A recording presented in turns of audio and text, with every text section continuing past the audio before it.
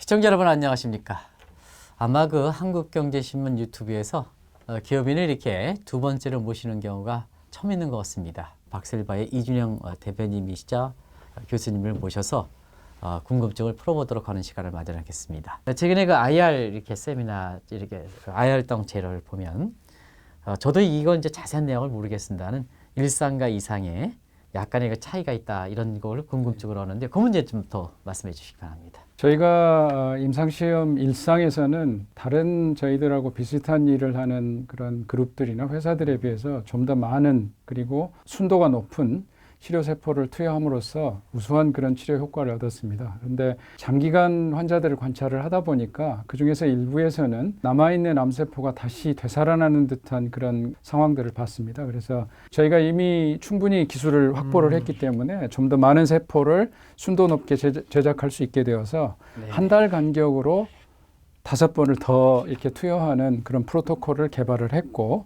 그걸 식약처로부터 허가를 받았습니다. 그런데 지금 예전보다 그러니까 2배 정도 더 많은 세포가 들어가는 그런 상황이 되기 때문에 안전성을 한 번 더 이렇게 검증을 하고 지나가야 됐습니다. 그래서 그게 이렇게 마무리가 되는 그런 상황이 되어 있고요. 그러다 보니까 이제 저희가 자신감을 갖게 되었고 이제부터는 좀 더 그 전국을 대상으로 해서 좀 더 많은 환자분들을 그 임상시험에 참여시켜서 좀 더 빠른 시간 내에 결론을 낼 수 있도록 그렇게 노력을 할 생각입니다. 또 하나는 저희들의 연구 결과를 이미 저희 임상시험을 하시는 그 교수님들께서 당신들이 참여하시는 학회에서 충분히 발표를 하셔서 거기서 인정을 받았기 때문에 지금 저희들이 실제로 그 병원을 확장하기 위해서 여러 군데를 알아보니까 오히려 그쪽에서 기다리고 계셨다고 그렇게 하셨기 때문에 저희들이 약속한 시간보다 좀 빨리 당길 수도 있지 않겠느냐, 운이 좋으면은요. 예.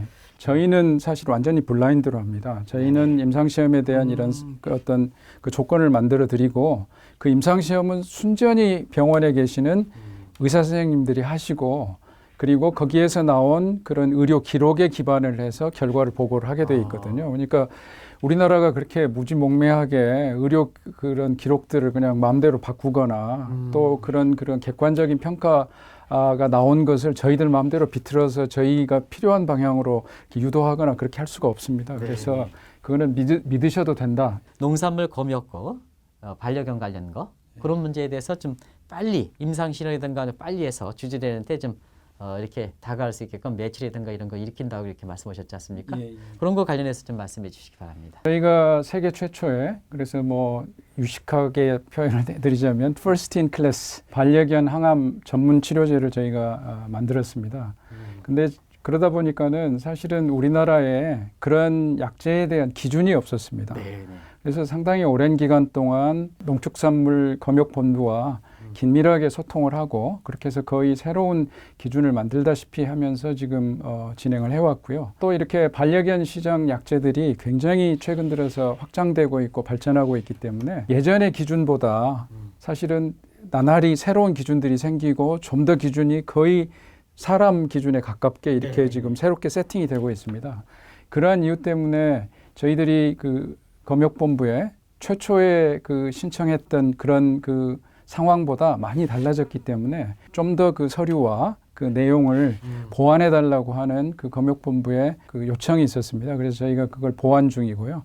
가장 빠른 시간 내에 그 소통을 하면서 검역본부와도 소통을 하면서 가장 빠른 시간 내에 저희가 품목 허가를 받을 수 있도록 그렇게 최선의 노력을 다하겠습니다. 그 불철주야 저희 연구원들이 지금 굉장히 열심히 하고 있습니다. 좀 지루하시더라도 기다려 주시면은 저희가 좋은 결과로 그렇게 보답드리도록 하겠습니다. 아무래도 그 박셀바이오도 또 한 가지는 항암세포 치료제 관련된 이 시장 규모가 어떻게 될 것이냐 굉장히 이렇게 관심들이 높은데요. 이거 관련해서 전체적으로 좀 말씀해 주시기 바랍니다. 가장 빠른 속도로 지금 확장되고 있는 항암 치료제 시장이 사실 세포 치료제 시장입니다. 얼마 전에 우리나라에서도 킴리아라고 하는 미국에서는 한 번 치료받는데 5억 정도가 소요되는 그런 치료법이 우리나라에서도 허가를 받았습니다. 일본에서도 물론 허가를 받았고요. 그래서 굉장히 지금 꿈의 그런 치료제로 희망을 주고 있는데요. 근데 거기 꼭 그 치료제만 있는 게 아니라 그게 이제 카티 치료제인데요. 그거 외에도 우리 몸에 있는 면역세포를 이용하는 각종 그런 그 치료법들이 지금 활발히 연구 개발되고 있고 저희가 지금 앞장서서 그중에서 자연 살해 세포를 이용한 말기암 치료를 저희가 시도를 하고 있습니다. 네. 그런데 사실은 앞으로 이 시장은 조금 더 지켜봐야 될 거라고 생각을 합니다. 왜냐하면 CAR-T 치료제가 그런 우수한 치료 효과를 나타내지만 완벽하게 암을 조절할 줄 알았는데 네. 한 2년 정도 지나고 나니까 거기서도 재발되는 경우가 발생을 하고 그렇게 하기에는 이게 너무나 비싼 치료법이 되고요. 그리고 또 하나는 이게 우리나라에서 지금 허가받은 킴리아라는 치료제도 우리나라에 그런 생산 시설이 없기 때문에 호주에서 만들어 갖고 온다고 합니다. 그러니까 네. 굉장히 먼 길을 와야 되고 네. 거기에 들어가는 코스트도 굉장히 많이 소요가 될 거고요. 네. 그래서 사실은 그 정도에 육박하는 다른 치료법이 나오게 되면은 사실은 이 치료법도 한번 운명에 대해서 다시 생각해 봐야 되지 않느냐 그런 부정적으로 생각하는 분들은 그렇게도 이야기를 하고도 있습니다. 네. 그리고 저희가 지금 치료를 하고 있는 그 자연 살해 세포 치료도 저희는 그 환자로부터 직접 세포를 뽑아서 그걸 몸 바깥에서 강력하게 활성화를 시켜서 암을 죽일 수 있게끔 만들어서 다시 넣어주기 때문에 네네. 부작용이나 이런 건 없고 안전한 치료법입니다. 그게 박셀바이오 강점이지 않습니까? 그렇습니다. 네네. 근데 사실은 그러한 치료법이 기존의 파마수티컬 인더스트리 입장에서는 네네. 좀 생경한 방법입니다. 거기는 미리서부터 많은 양의 약을 만들어서 창고에 보관하고 있다가 어디선가 요청을 하면은 바로 이렇게 보내서 거기서 병원에 가서 치료하는 것이 될 건데 이거는 병원에 환자가 와서 네. 이게 거기서부터 세포를 채취를 하고 공장에 가져와서 생산하고 그 다음에 다시 투여를 해서 치료하는 이러한 그 패러다임이기 때문에 기존의 그런 제약업계 입장에서는 상당히 생경한 그런 방식의 그 비즈니스가 될 수밖에 없습니다. 네네. 그런데 지금 바이오로 의학은 퍼스널라이즈 메디신으로 네네. 움직여가고 있습니다. 그런 입장에서 보면은 패러다임 시프트가 일어나고 있다고 볼 수가 있는데 그 제일 앞단에 서 있는 게 저희 그 자가 면역 세포 치료제인 것 같습니다. 네네. 그럼에도 불구하고 이 제약업계에서는 기존의 그런 패러다임을 따라서 건강한 사람으로부터 또는 젊은 사람으로부터 세포를 뽑아서 그 근데 그렇게 세포를 되면 사람마다 맞지 않지 않습니까? 그쵸. 네네. 그러나 그거는 한꺼번에 많은 양의 세포를 생산할 수 있고 그거를 얼려놓았다가 이렇게 기존의 서플라이 체인에 따라서 네네. 보급할 수 있는 거기 때문에 제약업계 입장에서는 훨씬 편한 방식의 그 비즈니스가 되겠죠. 근데 시간이 가고 고급화 될수록 그렇게 하면 안 되지 않습니까? 그렇죠. 사람이 하는 게. 예. 그래서 저희는 그런데 제가 거의 지금 한 35년 이상을 과학을 연구하고 있는데 네네. 지금 저에게 그게 지금 당장에 가능할 거냐 이렇게 물어보신다고 하면은 사실은 조금 그렇다고 대답하기가 쉽지 않습니다. 왜냐하면 우리는 아무리 작은 세포지만은 그 세포 안에는 지금 추산하기에 적어도 2만 5천 개 이상의 유전자가 있을 거라고 생각을 하는데 네. 그 2만 5천 개 유전자가 각각이 다 다릅니다. 네네. 그러니까 위원님하고 아무리 제가 비슷하게 생겼어도 세포는 그 안에 있는 유전자는 전혀 다를 수밖에 없는데 그 2만 5천 개 이상이 되는 유전자를 다 맞춰서 넣을 수가 없으니까 네네. 몇 개의 유전자만을 이렇게 손을 봐가지고 약으로 만드는데 과연 그게 안전성이란 면에 있어서 그렇죠. 네. 자신의 그 자가세포만큼 안전할 거냐 네. 거기에 대해서는 사실 확신을 갖기가 어렵습니다. 네. 근데 만약에 자신으로부터 세포를 뽑아서 생산하고 이러한 과정을 네. 줄일 수만 있고 그리고 그거를 자동화할 수만 있다고 한다면 사실은 자가세포가 훨씬 더 그 치료 효과나 또는 안전성 이런 면에서 우수할 거라고 저희는 생각을 합니다. 그래서 저희가 지금 조금 중장기 계획으로 세우는 것은 이러한 치료법을 좀 더 그 싸게 더 많은 환자분들한테 공급할 수 있으려고 하면은 결국은 스마트 팩토리화해서 그냥 아주 복잡한 아주 거대한 그런 시설이 아니고 네네. 그냥 이 테이블탑에 올려놓을 수 있는 그래서 저는 그 비유를 어디다 하냐면은 스타벅스 커피 이야기를 합니다. 네네. 스타벅스 커피는 전 세계 어디를 가더라도 똑같은 맛이거든요. 네네. 그리고 똑같은 기계를 쓰고 그리고 똑같은 그 맛이 나오도록 직원들을 훈련하고 그런 과정을 통해서 전 세계 시장을 석권하고 있지 않습니까? 네네. 그러니까 이 비슷한 그런 개념으로 스마트 팩토리도 그렇게 소형화하고 표준화할 수 있다고 한다면은 아마 자가 면역 세포 치료가 좀 더 그 많은 환자들을 살릴 수 있는 굉장히 그런 도움을 상황이 많이 오리라고 받겠네요. 생각을 합니다. 사실은 하고 싶었던 말이지만은 너무 주제넘는 그 말이 될 것 같아서 참고 있었던 그런 말인데 또 이렇게 시장에서 그 강력하게 그 관심을 보여주시니까 제가 그냥 뱉어낸 말이 글로벌 유니콘이라는 말을 뱉었습니다. 그거 좀 상세하게 좀 말씀해 주실 것 같습니다. 이제 저희가 사실은 아시다시피 우리나라의 시장은 그냥 충분치 않아서 네네. 여기에서 그 아무리 우리 국내 시장을 다 석권한다 하더라도 네.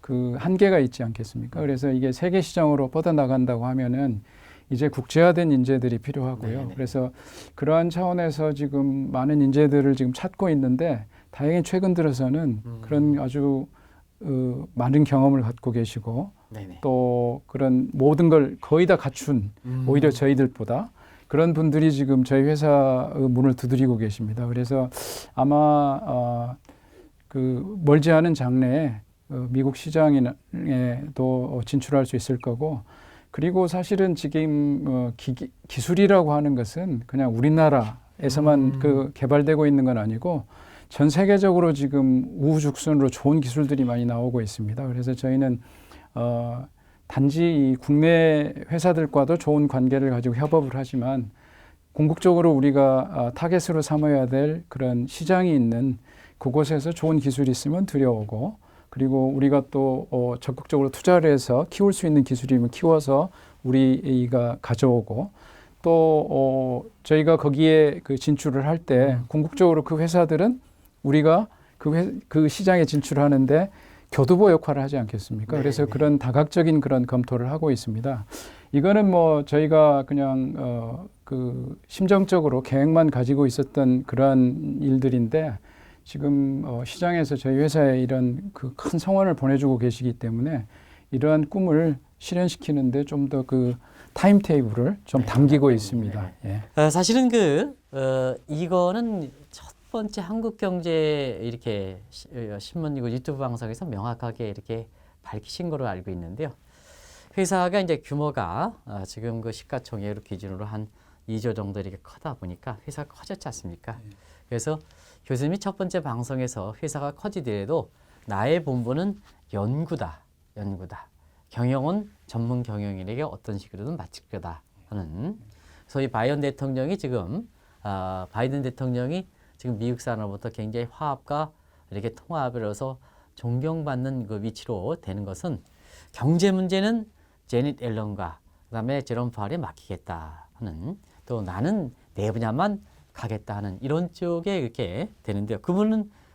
최근에 이런 분야 관련해서 회사 커지니까 이준영 교수님의 그 경영 능력 이런 쪽에 얘기들이 있는 것 같아요. 근데 저는 명확히 들었는데 이런 얘기가 있다 보니까 아무래도 이 방송이 시청자분이 요구사항에 의해서 온 거니까 그 문제를 좀 말씀해 주시기 바랍니다. 사실은 저도 그런 이야기를 듣습니다. 그냥 제가 한 35년 이상을 연구만 해왔는데 당신이 그런 경영에 대한 경험도 없는데 그 큰 회사를 어찌 끌고 가려고 하느냐. 그래서 사실은 그게 일면 맞고 가슴 깊이 받아들이고 있습니다. 근데 저는 그 세상이 이 많은 것들이 과학이라고 생각을 합니다. 경영도 과학이라고 보고요. 과학이라는 게 다른 게 아니고 주어진 그런 데이터가 있으면 그 데이터를 아주 객관적으로 분석하고 그걸 기반으로 해서 그 결정을 내리고 그리고 그 결정에 의해서 어떤 일인가를 하고 그 일을 한 다음에 그 결과를 보고 그게 원하는 방향으로 됐는지 아니면 잘못 갔는지 이것을 냉철하게 분석해서 또 교정해가고 그러는 것들이 사실은 경영이라고 생각을 합니다. 그리고 전문 경영인이 경영하시는 회사의 장점도 있겠지만 또는 이런 그 기술이나 연구나 이런 쪽에서 깊이 있게 아는 사람이 조금 더 노력을 해서 경영을 하면은 또 좋은 점도 있으리라고 생각합니다. 그래서 제가 지금 그 제 텍스트로 삼는 것은 저보다 나이는 어리지만 일론 머스크나 또는 뭐 애플을 키워봤던 스티브 잡스와 같은 그런 혁신적인 그런 좀 생각을 가지려고 노력을 하고 있습니다. 그러나 거기에도 한계가 있겠죠. 그래서 저희가 지금 열심히 저희 전문 경영인으로서 우리 회사 발전을 좀 더 견인해 줄 그런 인재들을 찾고 있고 지금 좋은 분들과 이야기를 하고 있습니다. 그래서 멀지 않은 장래에 기쁜 소식을 또 전해드릴 수 있을 거라고 봅니다. 그러면은 제가 가지고 있는 연구 개발에 대한 그런 전문성 네네. 또는 제가 가지고 있는 연구 개발에 대한 열정과 사랑 네네. 그것과 덧붙여서 전문적인 그런 경영인이 글로벌 시장을 그렇게 개척하고 또 네. 더 회사를 키워주는 네. 그런 그 시너지가 오면은 네. 그 성원해 주신 바대로 저희가 그 글로벌 유니콘으로 성장을 할 수 있을 거라고 보고 꼭 그래 보고 싶습니다. 네. 시청자 여러분, 다음에도 이렇게 그 박셀바이오라든가 이진영 교수님 또 임직원에 대해서 궁금한 사항이 있고 또 그때그때마다 나오는 그 제품에 대해서 궁금한 사항이 있고 이런 거면 언제든지 한국경제신문을 통해서 이렇게 요청해 주시기 바랍니다. 그러면 다른 그 유튜브라든가 이런 방송과 달리 항상 쌍방향으로 방송을 해드리는 시간을 좀 마련하도록 하겠습니다. 약속드리면서 이정 교수님과 같이 방송 여기서 마치도록 하겠습니다. 고맙습니다.